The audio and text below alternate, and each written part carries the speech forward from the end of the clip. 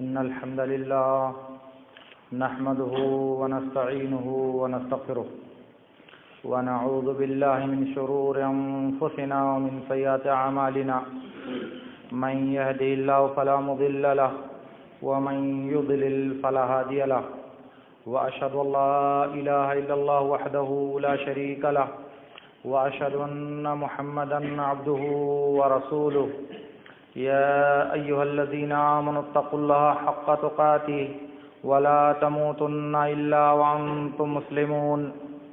يا أيها الناس اتقوا ربكم الذي خلقكم من نفس واحدة وخلق منها زوجها وبث منهما رجالا كثيرا ونساء واتقوا الله الذي تساءلون به والأرحام إن الله كان عليكم رقيبا يا أيها الذين آمنوا اتقوا الله وقولوا قولا سديدا يصلح لكم أعمالكم ويغفر لكم ذنوبكم ومن يطع الله ورسوله فقد فاز فوزا عظيما أما بعد فإن خير الحديث كتاب الله وخير الهدي هدي محمد صلى الله عليه وسلم وشر الأمور محدثاتها وكل محدثة بدعة وكل بدعة ضلالة وكل ضلالة في النار وقال الله تعالى قاف والقرآن المجيد بل عجبوا أن جاءهم منذر منهم فقال الكافرون هذا شيء عجيب أإذا متنا وكنا ترابا ذلك رجع بعيد قد علمنا ما تنقص الأرض منهم وعندنا كتاب حفيظ بل كذبوا بالحق لما جاءهم فهم في أمر مريج أفلم ينظروا إلى السماء فوقهم كيف بنيناها وزيناها وما لها من فروج والأرض مددناها وألقينا فيها رواسي وأنبتنا فيها من كل زوج بهيج تبصرة وذكرى لكل عبد منیب۔ معزز حاضرین، صحیح بخاری کی ایک حدیث میں ہے، جبیر بن حیہ رحمۃ اللہ علیہ کہتے ہیں کہ عمر بن خطاب رضی اللہ تعالی عنہ نے دنیا کے مختلف شہروں میں جنگ کرنے کے لیے مختلف لشکروں کو بھیجا اور مختلف محاذوں پر عمر بن خطاب رضی اللہ تعالی عنہ نے اپنے لشکر روانہ کیے، جس کا نتیجہ یہ ہوا کہ ایک آدمی ہرمزان مسلمان ہو گیا، وہ اسلام میں داخل ہو گیا۔ جب وہ مسلمان ہونے کے بعد عمر بن خطاب رضی اللہ تعالی عنہ کے پاس آیا تو عمر بن خطاب رضی اللہ تعالی عنہ اس کو خود سے قریب کرتے تھے، کیونکہ اس کی سوجھ بوجھ اور سیاسی شعور تھوڑا پختہ تھا، کیونکہ مسلمان ہونے سے پہلے وہ مجوسی تھا۔ تو ایک دن عمر بن خطاب رضی اللہ تعالی عنہ نے اس سے کہا کہ میں تم سے اپنی ان جنگوں کے بارے میں مشورہ لینا چاہ رہا ہوں، میں تم سے ان لڑائیوں کے بارے میں تمہاری رائے جاننا چاہ رہا ہوں۔ اس نے کہا کہ ٹھیک ہے، اے امیر المومنین، آپ کے ان لشکروں اور ان کے مقابل میں دنیا کے سارے دشمنوں کی مثال ایک پرندے کی طرح سے ہے، جس پرندے کے پاس ایک سر ہے، دو پر ہیں اور دو پیر ہیں۔ اگر ایک پر توڑ دیا جائے تب بھی پرندہ دو پیروں، ایک سر اور ایک پر زندہ رہے گا، اور اگر دونوں پروں کو توڑ دیا جائے تب بھی پرندہ سر اور دو پیروں پر کھڑا رہ سکتا ہے۔ لیکن اگر سر توڑ دیا جائے تو نہ پر باقی رہیں گے اور نہ پیر باقی رہیں گے۔ تو جو سر ہے وہ سر کسرا ہے، اور جو پر ہے وہ پر قیصر ہے، اور دوسرا پر وہ فارس ہے۔ اس لیے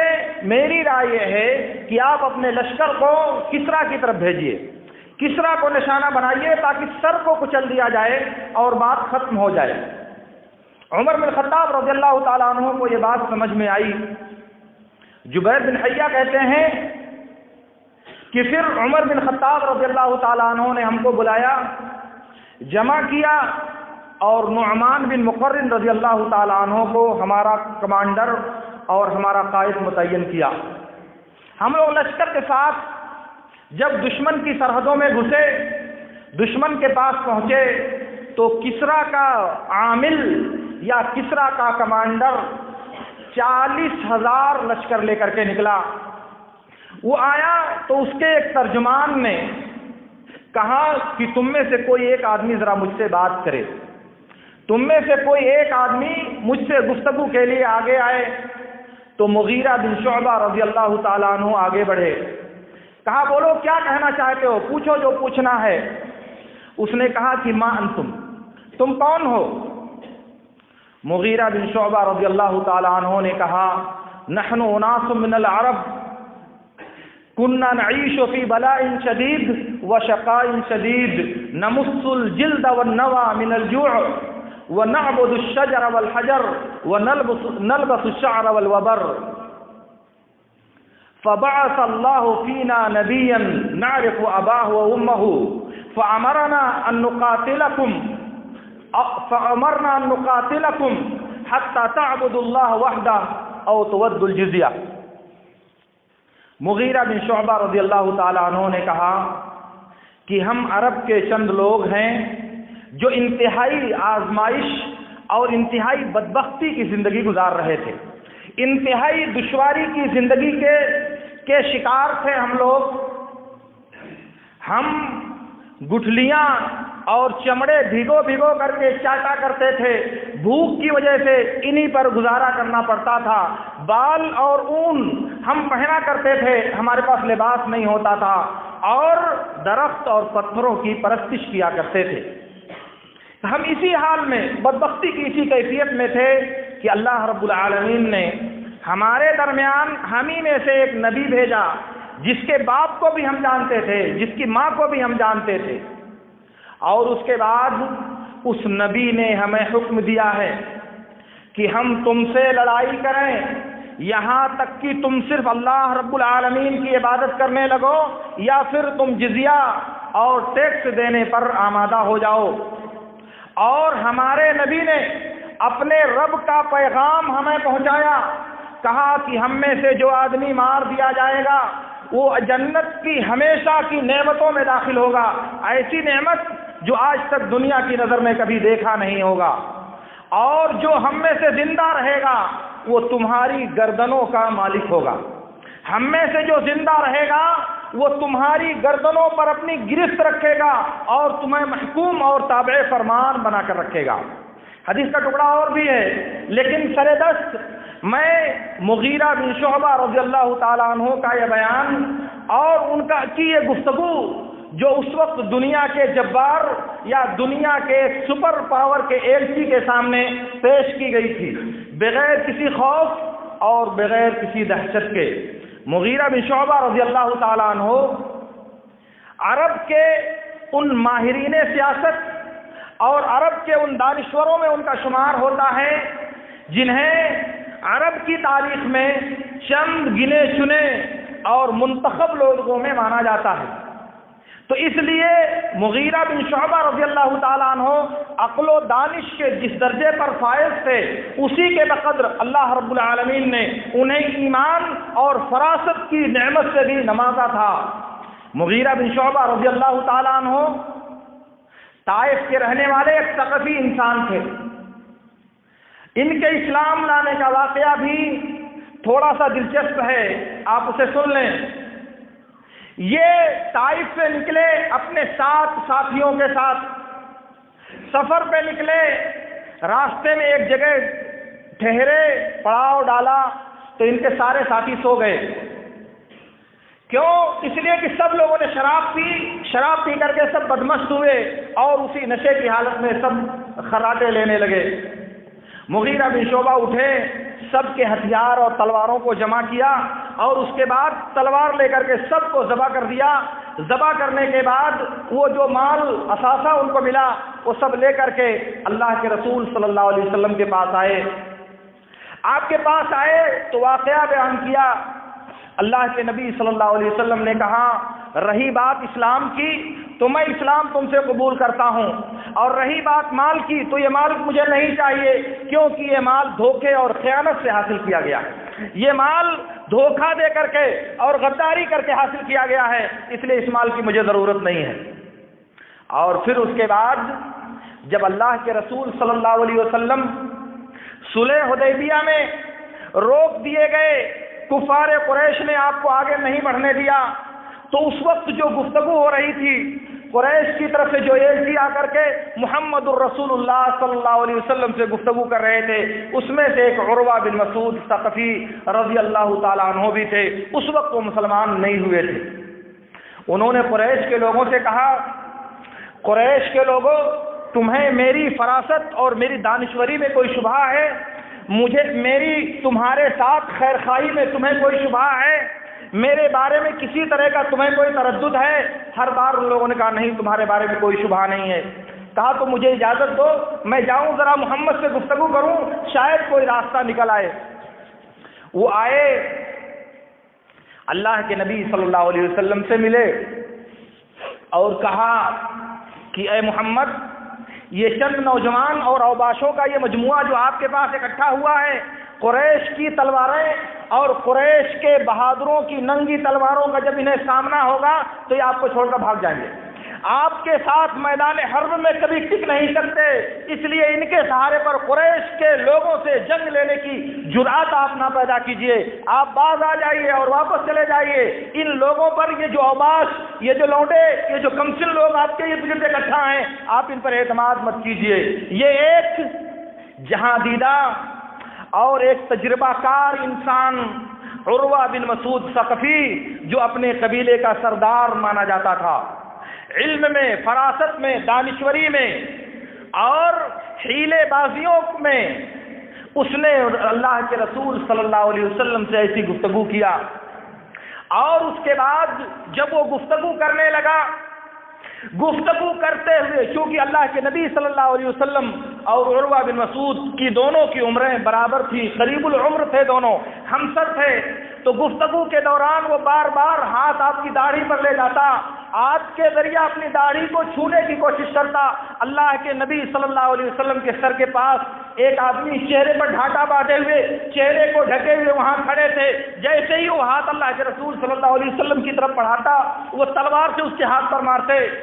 وہ ہاتھ ہٹا لیتا، پھر ہاتھ بڑھاتا روئے انور کی طرف، داڑھی کو ٹچ کرنا چاہتا، پھر وہ تلوار سے اس کے ہاتھ کو مارتے، پھر وہ ہاتھ کھینچ لیتا۔ جب کئی بار ہو گیا تو کہا محمد، یہ چہرہ ڈھکے ہوئے انسان کون ہے؟ یہ چہرہ چھپایا ہوا انسان کون ہے؟ اللہ کے نبی صلی اللہ علیہ وسلم نے کہا کہ تمہارا بھتیجا ہے، ابن اخیک۔ اس کے بعد عروہ بن مسعود نے کہا کہ اے غدار،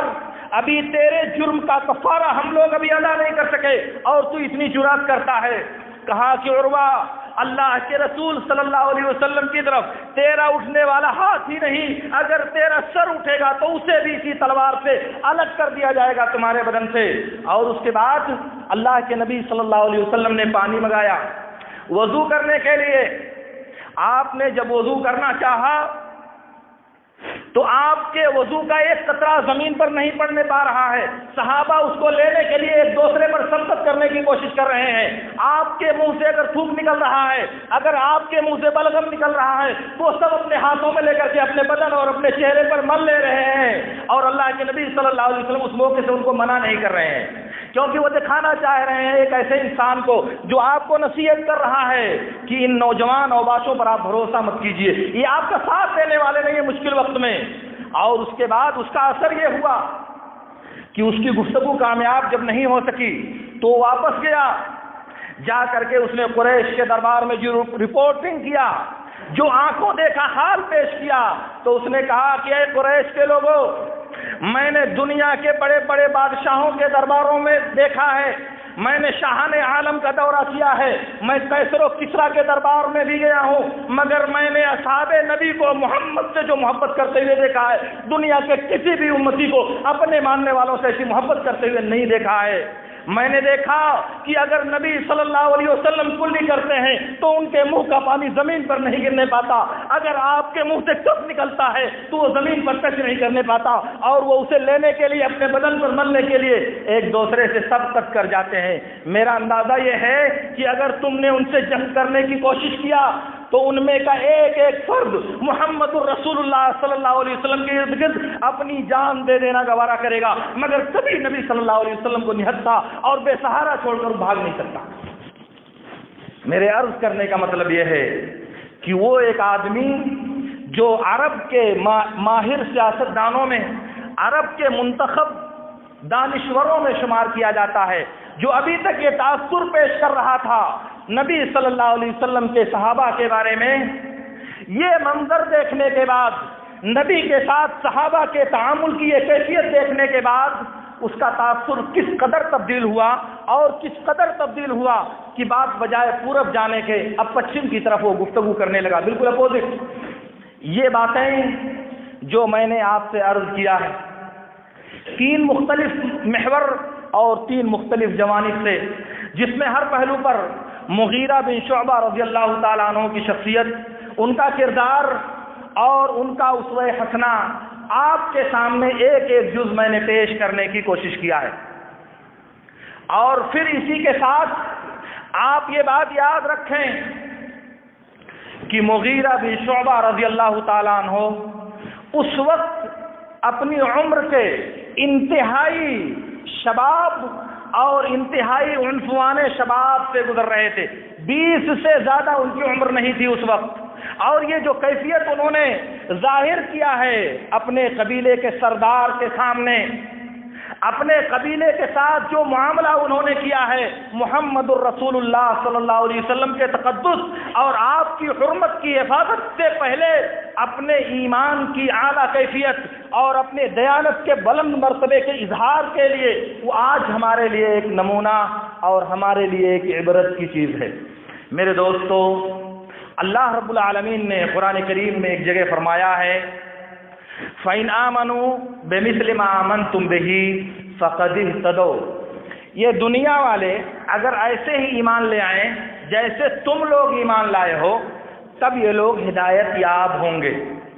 گویا کہ ساری دنیا کے مسلمانوں کا ایمان اگر اصحاب نبی کے ایمان جیسا ہوگا، ساری دنیا کے مسلمانوں کے اندر ایمان کی وہ کیفیت پیدا ہوگی جو محمد الرسول اللہ صلی اللہ علیہ وسلم کے صحابہ کے اندر موجود تھی، تب وہ ہدایت یاب ہوں گے۔ یہ بات اللہ رب العالمین نے رہتی دنیا تک کے انسانوں کے لیے ایک کسوٹی اور ایک معیار کا اعلان کیا ہے، اور یہ بات فراغ میں یوں ہی اللہ رب العالمین نے نہیں کہی ہے، اس کے پیچھے سیرت صحابہ کا ایک درخشاں مرحلہ، سیرت صحابہ کا ایک روشن پہلو، اور صحابہ کی قربانیوں کا، صحابہ کی جانفشانیوں کا، صحابہ کی عظمتوں کا، اور صحابہ کے لیے دین پر فدا ہو جانے کا ایک لمبا چوڑا نقشہ ہماری نظروں کے سامنے ہے۔ صحیح بخاری کی ایک روایت میں ہے، ابو ہریرہ رضی اللہ تعالیٰ عنہ کہتے ہیں کہ ہم لوگ مسجد میں بیٹھے ہوئے تھے، بہت لوگ بیٹھے ہوئے تھے، ان میں ابو بکر و عمر بھی تھے، صرف 2 لوگوں کا نام ذکر کیا ہوتا، بہت لوگ بیٹھے ہوئے تھے۔ اسی درمیان اللہ کے نبی صلی اللہ علیہ وسلم اٹھ کر چلے گئے، اچانک اٹھے اور نکل گئے۔ تھوڑی دیر تک ہم لوگوں نے انتظار کیا، انتظار کرنے کے بعد پھر ہمیں خوف لاحق ہوا، ہمیں ڈر لاحق ہوا، کہیں ایسا تو نہیں کہ اللہ کے نبی صلی اللہ علیہ وسلم کو ہم تک پہنچنے سے روک دیا گیا، کہیں ایسا تو نہیں کہ ہمارے اور نبی کے بیچ میں کوئی رکاوٹ کھڑی کر دی گئی کہ آپ ہم تک واپس نہیں آ رہے ہیں۔ ڈر ہوا، خدشہ ہوا، نبی کو کسی زحمت کا شکار تو نہیں بنا دیا۔ ابو ہریرہ جستجو کرنے کے لیے نکل پڑے، تلاش میں نکل پڑے، کہاں ہے اللہ کے رسول صلی اللہ علیہ وسلم؟ تلاش کیا، کہیں نہیں مل رہے ہیں۔ پریشانی، تکلیف، رنج، تڑپ بڑھتی جا رہی ہے، کہاں گئے نبی، کہاں گئے اللہ کے رسول صلی اللہ علیہ وسلم؟ وہ ہو رہا کہتے پھر میں ایک باغ میں پہنچا جو 4 دیواری سے گھرا ہوا تھا، اس چہار دیواری کا دروازہ تلاش کیا، دروازہ نہیں ملا، دروازہ تلاش کیا، دروازہ نہیں ملا۔ اس میں ایک نالی ملی نیچے، جس سے پانی شاید اس میں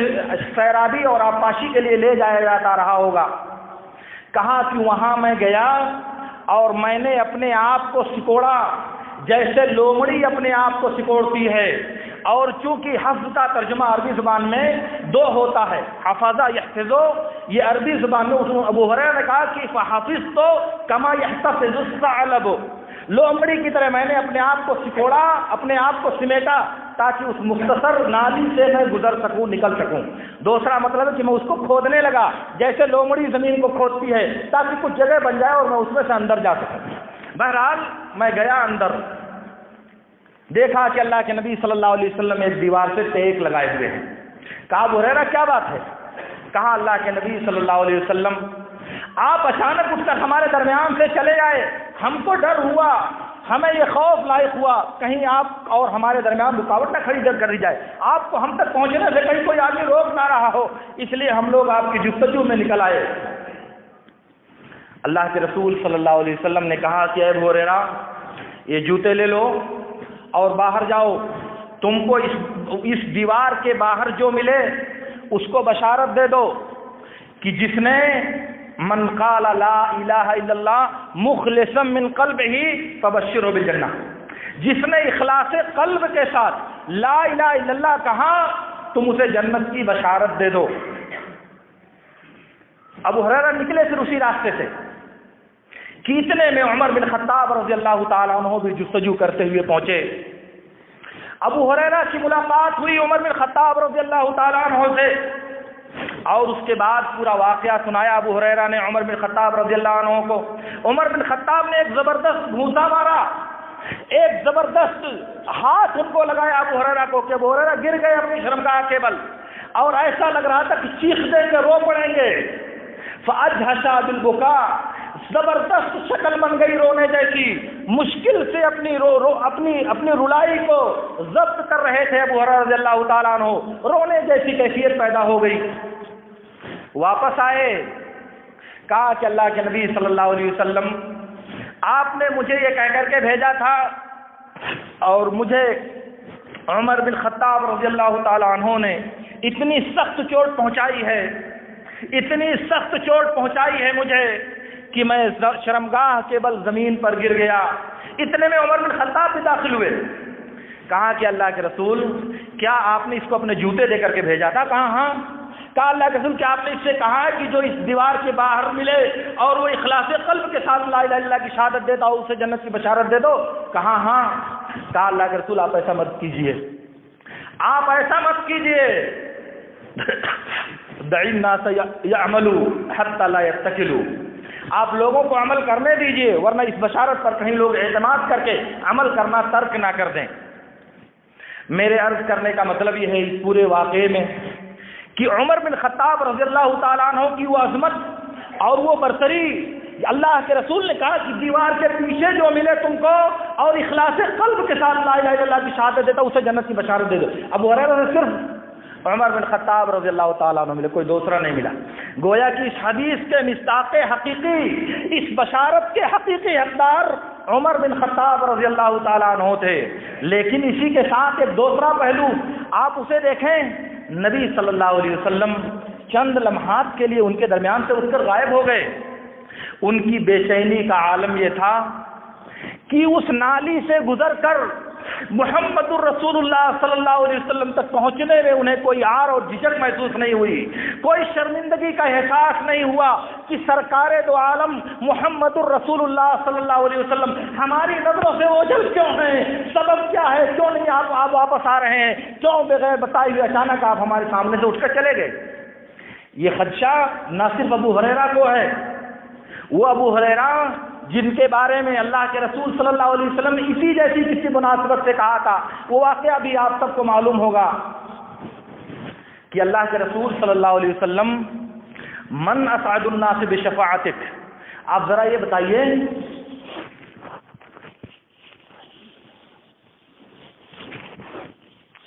محترم حضرات، میں آپ سے عرض یہ کر رہا تھا کہ ابو ہریرہ رضی اللہ تعالیٰ عنہ نے اللہ کے رسول سے کہا، اے اللہ کے نبی، اس روئے زمین پر آپ کی شفاعت کا سب سے زیادہ حقدار کون انسان ہے؟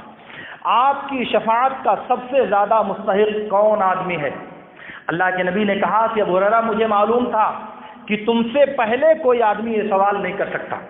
تم سے پہلے مجھ سے کوئی آدمی یہ استفسار نہیں کر سکتا۔ کیوں؟ اس لیے کہ حدیث کو طلب کرنے میں، حدیث کا علم حاصل کرنے میں جو شوق، جو رغبت، جو حرص تمہیں حاصل ہے وہ کسی دوسرے کو حاصل نہیں ہے۔ یہ نبی کی شہادت ہے ابو ہریرہ کے لیے،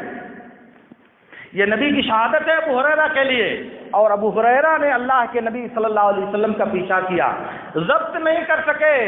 کہ آخر اللہ کے نبی صلی اللہ علیہ وسلم کیوں غائب ہیں ہمارے درمیان سے، کیوں اٹھ کر چلے گئے اور آپ نے کوئی وجہ نہیں بتائی۔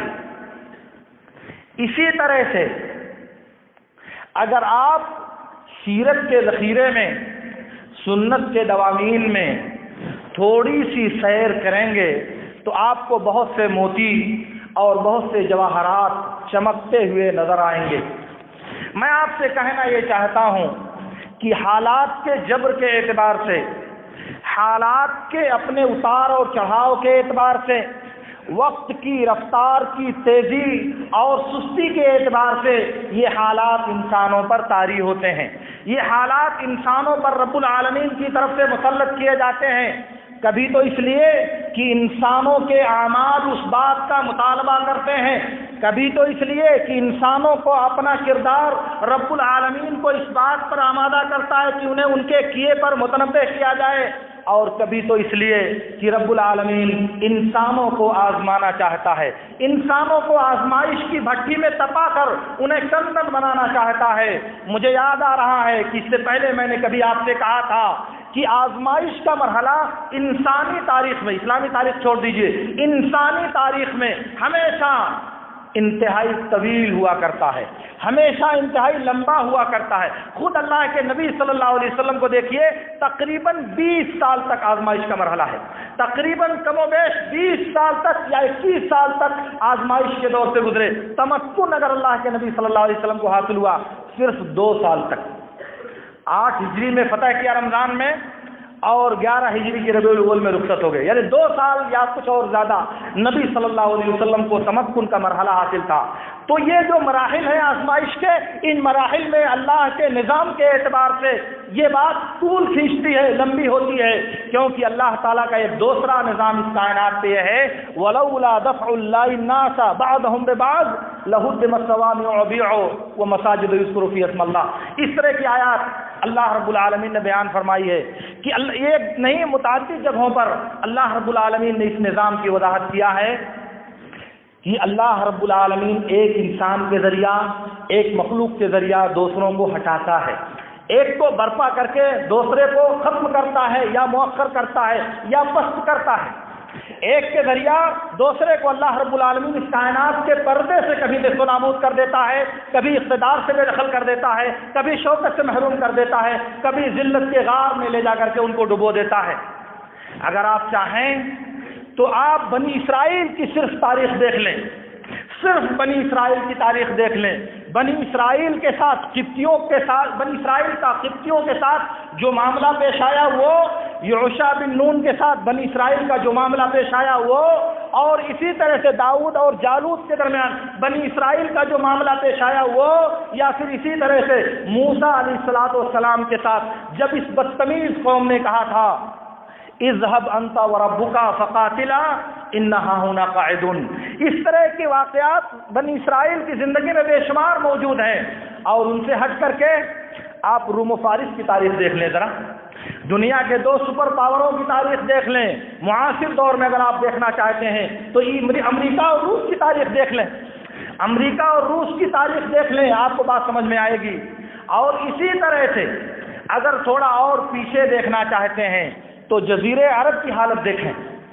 جزیرے عرب کے مختلف ملکوں کا نقشہ آپ دیکھیں، ملک فواد سے لے کر کے اور پھر لارنس آف عربیہ تک، جو پوری ایک لمبی کہانی ہے جزیرے عرب کی، وہ سب اس بات کو بتانے کے لیے آپ کو کافی ہے کہ اللہ رب العالمین کا نظام مدافعت اس کائنات میں اسی طرح سے لاگو ہوتا ہے۔ آج ہمارے ہندوستان میں مسلمانوں کے سر پر ظلم و ستم کا ایک مہیب بھوت مسلط کرنے کی کوشش کی جا رہی ہے۔ ایک ایسا بھوت اور ایک ایسا ظلم کا پہیا ہمارے سروں میں نادھنے کی کوشش کی جا رہی ہے جس کی نہ عقلاً کوئی گنجائش ہے اور نہ شرعاً جس کی قانون اجازت دیتا ہے۔ شرع سے مراد قانون انڈیا کا، اسلامی شریعت میری مراد نہیں۔ تو اس کے باوجود اس مرحلے پر ہم کو دو چیزوں پر دھیان دینا چاہیے، بجائے اس کے کہ ہم ادھر اور ادھر کی افواہوں میں اپنے آپ کو مشغول کریں، ادھر ادھر کی غیر حقیقی باتوں میں اپنے آپ کو ہم منہمک اور مشغول کریں۔ یہاں یہ یاد رہنا چاہیے اللہ رب العالمین نے ہدایت دیا ہے، وہ آیت مجھ کو یاد نہیں ہے لیکن اس کا ترجمہ یہ ہے کہ اگر یہ لوگ خبروں کو سننے کے بعد اللہ اور اس کے رسول کی طرف لوٹا کر لے جاتے تو جن کے پاس اللہ رب العالمین نے حل و عقد کی صلاحیت دیا ہے، جنہیں اللہ رب العالمین نے استنباط و استنتاج کی صلاحیت دیا ہے، وہ اس کی صحیح صورتحال سے آگاہ ہو سکتے ہیں، وہ اس کی صحیح صورتحال سے آگاہی حاصل کر سکتے ہیں۔ گویا کہ ان مراحل میں پہلا مرحلہ یہ ہے کہ اس طرح کی باتیں سننے کے بعد اسے صاحب معاملہ اہل حل و عقد کی طرف لوٹا کر کے اس کی کنہ اور حقیقت تک رسائی حاصل کرنے کی کوشش کرنی چاہیے۔ یہ اللہ رب العالمین کا ان مواقع سے جب افواہوں کے بازار گرم ہوتے ہیں، جب جھوٹ اور سچ میں تفریق کرنا ممکن نہیں ہوتا، جب حالات میں حق اور باطل اس طرح گڑبڑ ہو جاتا ہے کہ ان دونوں کے درمیان جو خط امتیاز اللہ رب العالمین نے کھینچی ہے وہ دھندلی ہو جاتی ہے، وہ واضح طور سے نظر نہیں آتی، تو اس بارے میں اللہ رب العالمین نے ہمیں یہ ہدایت دیا۔ دوسری چیز جو ہمارے کرنے کی ہے وہ یہ ہے کہ اس موقع پر اپنے نفس کا احتساب کرنا چاہیے۔ کہیں ایسا تو نہیں کہ اللہ رب العالمین ہمارے سر یہ جو اژدہا مسلط کرنے والا ہے یہ ہمارے کسی عمل کا بدل ہو، ہمارے اپنے سیرت کا کوئی نتیجہ یا اس کی جزا ہو اللہ رب العالمین نے جو ہمیں اس دنیا میں دینا چاہا ہے، یا اللہ رب العالمین ہمیں اس دنیا میں دینے کا فیصلہ کر رہا ہے۔ اس بارے میں بھی ہم انسانوں کو غور کرنا چاہیے اور اپنے نفس کا جائزہ لے کر ان تمام چیزوں کے ذریعہ اپنے آپ کو رب سے جوڑنے کی کوشش کرنی چاہیے۔ اس بارے میں احادیث و آثار بہت ہیں ہمارے پاس، لیکن میں اللہ رب العالمین سے دعا کرتا ہوں کہ اللہ رب العالمین ہمیں ان باتوں کو سمجھنے